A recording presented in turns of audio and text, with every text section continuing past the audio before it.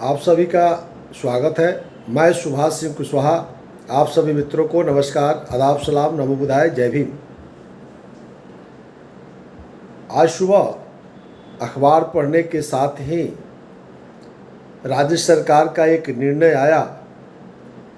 पंचायत सरकार में जो भी योजनाएं ग्राम सभा से ली जाती थी या ली जाती है और वार्ड सभा के माध्यम से योजनाओं की चयन गांव के गरीब किसान मजदूर बैठ कर के निर्णय लेते हैं और वो निर्णय ग्राम सभा में पारित होकर के फिर ग्राम पंचायत के मुखिया और ग्राम पंचायत के सचिव के द्वारा प्रशासनिक स्वीकृति मिलने के साथ ही गाँव के अंदर गरीब मजदूरों को काम और गांव के गली और नली बनाने का काम किया जाता रहा है। इस परंपरा को राज्य सरकार समाप्त करने के लिए प्रक्रिया अपनाई हुई है। एक तरह से सिर्फ कैबिनेट की स्वीकृति बाकी है। कैबिनेट की स्वीकृति मिलने के साथ ही नियम चेंज हो जाएगा और यह काला दिन है आज बिहार के गांवों में रहने वाले गरीब किसान मजदूरों के लिए। खास करके ग्राम पंचायत के जो जनप्रतिनिधि हैं, वार्ड के सदस्य हैं, मुखिया हैं, पंचायत समिति के सदस्य और जिला परिषद के सदस्य, निश्चित रूप से वो जो काम कर रहे थे उनके प्रति राज्य सरकार का अविश्वास सीधा का सीधा दिखाई दे रहा है। पिछले एक वर्षों से राज्य सरकार धीरे धीरे कटौती कर रही थी। वार्ड क्रियान्वयन प्रबंधन समिति को अधिकारों को समाप्त करना, वार्ड सभा नहीं करवाना, ग्राम सभा की रुचि नहीं लेना, ग्राम पंचायत के खाते में जो पैसा की आवंटन होती थी उसको बंद करना, वार्ड क्रियान्वयन प्रबंधन समिति के खाते से रुपया को बंद करना। तो ऐसा लगता था कि निश्चित रूप से राज्य सरकार पंचायत सरकार के प्रति गंभीर नहीं है। और वो आज अखबार पढ़ने के साथ ही स्पष्ट हो गया कि राज्य सरकार का मंशा पंचायत प्रतिनिधियों के प्रति ठीक नहीं है। पंचायत प्रतिनिधियों को जो संविधान वर्तमान मुख्यमंत्री नीतीश कुमार जी और तत्कालीन मुख्यमंत्री नीतीश कुमार जी, यानी मुख्यमंत्री 2005 में जब नीतीश कुमार जी बने, उसके साथ ही सबसे पहला काम राज्य में उन्होंने किया कि 1993 एक्ट को, जो पंचायत सरकार का कानून था 1993 में, उसको उन्होंने बदल दिया और नई कानून बनाया 2006 और नई संविधान नई कानून के तहत वो आगे बढ़े थे। फिर धीरे धीरे 2011 और 12 में उन्होंने बहुत ज़बरदस्त संशोधन किया और वार्ड सभा का भी नियम उन्होंने बनाया और उसके बाद धीरे धीरे इन्होंने उस अधिकार को कटौती करना शुरू किए और आज अंत में यह आ गया कि ये सभी योजनाओं का अब टेंडर किया जाएगा। जो भी वार्ड सभा और ग्राम सभा निर्णय करे नहीं करे, अब सीधे अब ये टेंडर के माध्यम से गाँव के गली और नली और जो भी पंचायत का विकास होगा उसको इनके द्वारा कराया जाएगा।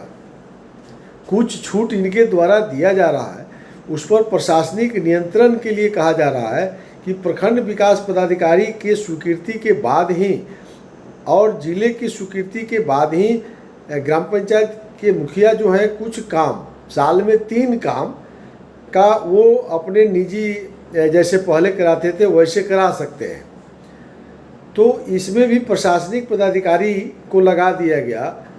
तो यहाँ एक प्रश्न बनता है कि प्रखंड विकास पदाधिकारी तो पंचायत समिति के सेक्रेटरी होते हैं, कार्यपालक पदाधिकारी होते हैं, अलग अलग उनकी भूमिका है। 3 पद होता है, कहीं प्रखंड विकास पदाधिकारी हैं, कहीं कार्यपालक पदाधिकारी पंचायत समिति हैं और अस्थाई समिति के अंदर वो सेक्रेटरी हो जाते हैं।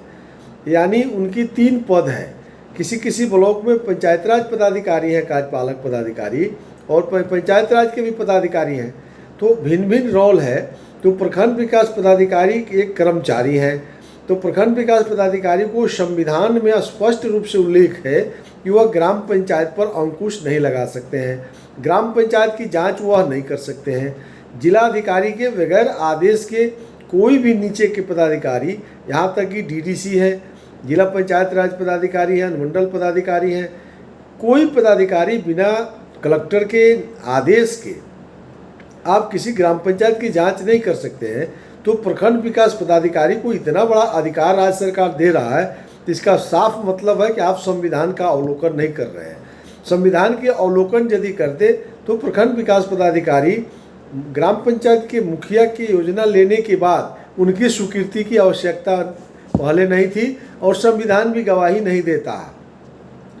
तो ये मुखिया संघ के लोगों को मैं बार बार कहता हूँ, बिहार में आप जो आंदोलन कर रहे हैं वो बेबुनियाद है। आपके आंदोलन में जो भी बिंदु उठाई जाती है उस बिंदु का कोई मतलब नहीं है। उसकी मतलब आज आप समझ गए ना। हम बार बार कहते थे मुखिया संघ के लोगों को, लेकिन ये लोगों को तो हम लोग जैसे लोगों पर भरोसा नहीं है। इनको तो सिर्फ पैसा चाहिए, तो सिर्फ पैसा चाहिए तो अब जाइए टेंडर में। अब आप क्या करेंगे? इसलिए आज भी समय है मुखिया संघ के लोगों को, यदि आपको नहीं समझ में आता है तो मेरे जैसे लोगों से आपको संपर्क करना चाहिए। हम लोग बताएंगे कि आप कहाँ दबे जा रहे हैं। आप कानूनतः आप अपने संविधान के अवलोकन नहीं करते हैं, सीधे धरना देते हैं कि हमको राइफल दे दीजिए, हमको बंदूक दे दीजिए, हमारे खाता में पैसा नहीं आ रहा है। यह आपको अधिकार नहीं था। आपको अधिकार था कि आप बिहार पंचायत राज एक्ट के तहत जो संविधान बनाया गया है, आप संविधान की मांग करिए, उसको लागू करने की बात करते तो राज्य सरकार हरदम घेरे में आ जाती। क्योंकि देश के अंदर 3 सरकार चल रही है, पंचायत की सरकार है, राज्य की सरकार है और केंद्र की सरकार है। इसका अपने आप में एक संविधान बना है। केंद्र की सरकार राज्य सरकार को कुछ पैसा तब देती है जब आप पंचायत सरकार की गठन करेंगे, तो पंचायत सरकार ही भंग नहीं कर सकते हैं। पंचायत सरकार को राज्य सरकार समाप्त अब नहीं कर सकती है, कानूनी वैधता है। यदि पूर्ण रूप से समाप्त करती है तो केंद्र सरकार आवंटन बंद कर देगी। जो नियमावली बनी है, जो हस्ताक्षर हुआ है राज्य और केंद्र सरकार के बीच में, उसमें पंचायत सरकार इनको बनाना ही पड़ेगा। और केंद्र का पैसा राज्य सरकार को खर्च करने का अधिकार है पंचायत सरकार के माध्यम से। अब राज्य सरकार स्वतंत्र है, उसको टेंडर कर दे, आकि ग्राम सभा के निर्णय का आलोक में करेगा। तो यदि यह करता है तो फिर निगरानी समिति का क्या मतलब रह गया? तो निगरानी समिति को पहले भंग करना होगा। एक तरफ राज्य सरकार ने संविधान में धारा 10 में कह रहा है कि निगरानी समिति योजनाओं की कार्यान्वयन करेगी, तो आप ग्राम सभा के जो ग्राम पंचायत के मुखिया हैं, आप उसकी मतलब ग्राम निगरानी समिति की मतलब को आप नहीं समझते हैं, आप अस्थायी समिति के मतलब को नहीं समझते हैं, आप वार्ड सभा के मतलब को नहीं समझते हैं, आप ग्राम सभा के मतलब को नहीं समझते हैं। तो भोगिए, कौन भोगेगा? और आपके भोगने का मतलब हुआ कि जनता के आवाज़ को बंद कर दिया राज्य सरकार। अब जनता कहाँ जाएगी? अब जनता किस दरवाजे पर अपनी बातों को रखेगी? पहले तो वार्ड सभा और ग्राम सभा नियम था, अब तो जाके प्रखंड विकास पदाधिकारी के दरबार करिए, उसका चक्कर लगाइए, तो दलाली प्रथा बढ़ जाएगी। बिहार में भ्रष्टाचार बढ़ जाएगी, बिहार में बिचौलियों की संख्या बढ़ जाएगी, ठेकेदारों की संख्या, जो नहीं ठेकेदारी करता होगा वो भी अब ठेकेदारी के प्रति रुचि लेने लगेगा, और अगर उसको काम से वंचित करिएगा तो क्रिमिनल होगा, अपराधियों की संख्या बढ़ जाएगी। तो इसलिए राज्य सरकार ने जो यह निर्णय ले रहा है कि अब ग्राम पंचायत की योजनाओं को भी अब टेंडर होने लगेगा, तो बच क्या गया? मुख्यमंत्री नीतीश कुमार जी को ठीक लोग कह रहा है कि अब इन पर बुढ़ापा की असर हो गई है, इन पर उम्र की असर हो गई है। ये IAS लोग बैठ करके उल्टा सीधा करा रहे हैं। ये तो एकदम राज्य के हित में नहीं है, ये गांव गरीब किसान मजदूरों को हित में यह निर्णय नहीं होगा। इसलिए राज्य सरकार को इस पर विचार करना चाहिए। अगर ग्राम पंचायत के मुखिया बेलगाम है, अगर ग्राम पंचायत कार्यकारिणी के वार्ड के सदस्य, वार्ड क्रियान्वयन प्रबंधन समिति बेलगाम हो गई है, अगर राज्य सरकार के नज़र में लगता है कि कोई मुखिया ठीक से काम नहीं कर रहा है, तो धारा 18 के उपधारा 5 बना हुआ है, आप लोक प्रहरी बना हुआ है, आप लोक प्रहरी के माध्यम से उस मुखिया को बर्खास्त करिए। मुखिया को हटाने का आपको अधिकार दिया गया है। तो आप बतावे राज्य सरकार कि यदि ग्राम पंचायत के मुखिया बेईमान है तो आपके कितने लोक प्रहरी बिहार में ग्राम पंचायत के मुखिया को हटाया? यदि अगर लोक प्रहरी एक भी मुखिया को पदमुक्त नहीं किया, इसका मतलब है कि मुखिया ठीक है। तो कैसे आप मान लेते हैं कि मुखिया बेईमान है? आप उनके योजनाओं को टेंडर करने का निर्णय ले लिया, तो आप लोक प्रहरी का इस्तेमाल नहीं करते हैं। करते कैसे? आप बिहार के लोगों को मैं बताना चाहता हूँ कि लोक प्रहरी का कानून 2006 में बना, 1 जनवरी 2006 को, और उसमें प्रावधान किया गया कि कोई ग्राम पंचायत के उप मुखिया, मुखिया, उप प्रमुख, प्रमुख, जिला परिषद के अध्यक्ष, उपाध्यक्ष, उप सरपंच और सरपंच, ये 8 पद को यदि इस पद पर बैठने वाला व्यक्ति अपने अधिकारों का दुरुपयोग करता है, कानून का उल्लंघन करता है, मनमानी करता है, तो लोक प्रहरी इनको पदमुक्त कर देगा।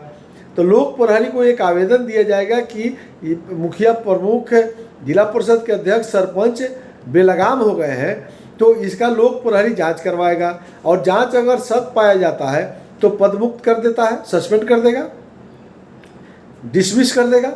तो जैसे पदाधिकारियों को डिसमिस होता है, सस्पेंशन होता है, उसी प्रकार से ग्राम पंचायत के जो एकल पद है 8 को, उसको समाप्त करने का अधिकार लोक प्रहरी को दिया गया। और लोक प्रहरी की नियुक्ति राज्य सरकार 16 वर्ष के बाद 2006 में संविधान बना, और 2006 के बाद 2023 के जनवरी में लोक प्रहरी का नियुक्ति होता है। प्रमंडलीय कमिश्नर को राज्य सरकार ने अधिकार दिया। तो 16 वर्ष राज्य सरकार लोक प्रहरी नहीं बनाया, तो मुखिया बेलगाम नहीं होंगे तो क्या करेंगे, प्रमुख बेलगाम नहीं होंगे तो क्या होगा। तो आप अपने गलती से आप मुखिया को बेईमान ठहरा रहे हैं, और गांव की जनता जो है, भोली भाली जनता को क्या पता है लोक प्रहरी क्या है। आप लोक प्रहरी को प्रचार प्रसार भी नहीं करवा रहे हैं, लोक प्रहरी का क्या अधिकार है। तो यदि ग्राम पंचायत के मुखिया बहुत गलत कर रहे थे, उप मुखिया बहुत गलत कर रहे थे, तो आप उनको डिसमिस करते, फिर वहाँ चुनाव आयोग को भेजते, फिर मुखिया का चुनाव होता, तब समझा जाता कि ग्राम पंचायत बेलगाम हो रही है। तो ग्राम पंचायत को आप अधिकारों को वंचित कर रहे हैं, यह उचित कदम नहीं है। इस पर एक बड़ी आंदोलन की जरूरत है। सभी पॉलिटिकल पार्टियों से भी मेरा निवेदन है कि आप बचा सकते हैं तो तीसरी सरकार के अधिकार को बचाइए। अगर तीसरी सरकार की अधिकार समाप्त हो जाएगी तो गांव गरीब किसान मजदूर को आज नहीं लग रहा होगा, हो सकता है कि हम तो कभी मुखिया लोगों की सपोर्टर नहीं रहे हैं, क्योंकि वो बातों को नहीं समझते हैं। लेकिन आज मैं मुखिया के साथ खड़ा होकर के बोलना चाहता हूँ, ये उस मुखिया का सवाल नहीं है, ये राज्य की जनता के निर्णय का सवाल है। राज्य की जनता की निर्णय जो ग्राम सभा में बैठ के लेती है, उस पर कुठारघात किया है मुख्यमंत्री नीतीश कुमार जी ने। ये बहुत बड़ा हमला उन्होंने किया है, यह हमला बर्दाश्त करने योग्य नहीं है। इस पर जितनी बड़ी से बड़ी आंदोलन होनी चाहिए, इस पर हम सबों को मिल करके एक साथ जो है पंचायत सरकार के अस्तित्व को बचाने की लड़ाई हम सबको लड़ना चाहिए। तो वही मैं कह रहा था कि लोक प्रहरी की आप प्रयोग नहीं किया, 16 वर्षों के बाद आपने किया, तो आप दोषी हैं, हमारा ग्राम पंचायत दोषी नहीं है।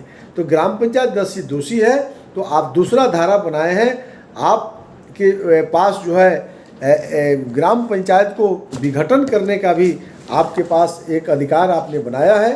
वो धारा मैं देख करके आप उस धारा का प्रयोग करते, उसको क्यों नहीं करते हैं। धारा 160 में स्पष्ट प्रावधान किया गया है कि पंचायतों को विघटन कर सकता है, जिला परिषद पंचायतों को भंग कर सकता है, वार्ड सदस्य मुखिया दोनों खत्म हो जाएगा, फिर वहाँ चुनाव आयोग को लगा करके चुनाव कराते। हम हरदम संविधान की चर्चा करते हैं। बिहार पंचायत राज का जो संविधान है, धारा 160 में स्पष्ट प्रावधान है कि वार्ड सदस्य और मुखिया मिल करके अगर पंचायत में भ्रष्टाचार फैलाए हुए हैं तो दोनों को समाप्त करने का अधिकार तो जिला परिषद को भी है, कलेक्टर को है, राज्य सरकार को है। तो कितने बिहार में ग्राम पंचायत को भंग किया गया, कितने ग्राम पंचायत में फिर से चुनाव हुआ। अगर आप ग्राम पंचायत को भंग नहीं करते हैं, अगर जिला परिषद के नज़र में ग्राम पंचायत ईमानदार है, तो फिर उनके अधिकारों की कटौती करने का क्या मतलब है। आप क्यों ग्राम पंचायत के अधिकारों को हनन कर रहे हैं। आप उसके अधिकार को छीन करके आप जो है टेंडर करिएगा, आंदोलन होना स्वाभाविक है। तो राज्य सरकार एक तरह से ऐसा निर्णय लेती है कि उस पर विवाद उत्पन्न हो जाए। आपने निश्चित रूप से विवाद उत्पन्न करने के लिए मुखिया तो आंदोलन करेंगे ही, हम बोले नहीं बोले, उनको तो देह में आग लग गया होगा। आप देख लीजिएगा 1-2 दिनों में पूरे बिहार में मुखिया संघ की बैठक होगी। अब ये अस्त व्यस्त रहेगा बिहार, क्योंकि राज्य सरकार के पास तो पैसा है नहीं, इनके पास कोई बजट है नहीं, ये बैकवर्ड फॉरवर्ड दलित महादलित ये लड़ा करके झगड़ा करके ये लोगों के माथे को भ्रमित कर रहे हैं, डाइवर्ट कर रहे हैं विकास से कि लोग अजुराया रहे। अब वार्ड सदस्य से लेकर के जिला परिषद तक जितने 1.25 लाख जनप्रतिनिधि हैं सब आंदोलन पर उतर जाएंगे। तो राज्य सरकार आखिर चाहती क्या है, मुख्यमंत्री नीतीश कुमार जी चाहते क्या है? तो ये चुनाव का समय है, चुनाव के समय में इनको योजनाओं को सभी सरकार कुछ कुछ नई नई घोषणा करती है। आप देख रहे होंगे कि सिपाही की परीक्षा हो रही है, रद्द हो रही है, राज्य सरकार कराती है ना, जानबूझ के बजट है नहीं, बहाली होगा तो पैसा देना पड़ेगा, किसी तरह उसको पेच फंसा दो। अब पंचायत में पेच फंसा दो, बहाली में पेच फंसा दो और ये कहते रहो कि 20 लाख लोगों को नौकरी देंगे। इस तरह से राज्य की सरकार जो है आम गरीब किसान मजदूरों को जो है भटकाने का काम कर रही है। उसको सिर्फ इनको वोट चाहिए, इनको सत्ता चाहिए, इनको सत्ता में बने रहने के लिए अपनी रणनीति को बनाते हैं। इसलिए सुबह में जैसे ही मैं अखबार को देखा तो स्वयं अपने आप को नहीं रोकते हुए कि मैं फिर डिटेल इस पर हम दूसरे दिन चर्चा करेंगे, लेकिन एक बात के साथ कि हम लोगों को पंचायत सरकार के अस्तित्व को बचाने के लिए राज्य सरकार के इस निर्णय के खिलाफ में एकत्रित होकर के बिहार के तमाम जो जनप्रतिनिधि हैं सबको इस पर एक होकर के इस कानून को रोकने के लिए हम लोगों को सड़क पर उतरना होगा। इसी आशा और भरोसा के साथ मैं अपनी बात को समाप्त करता हूँ।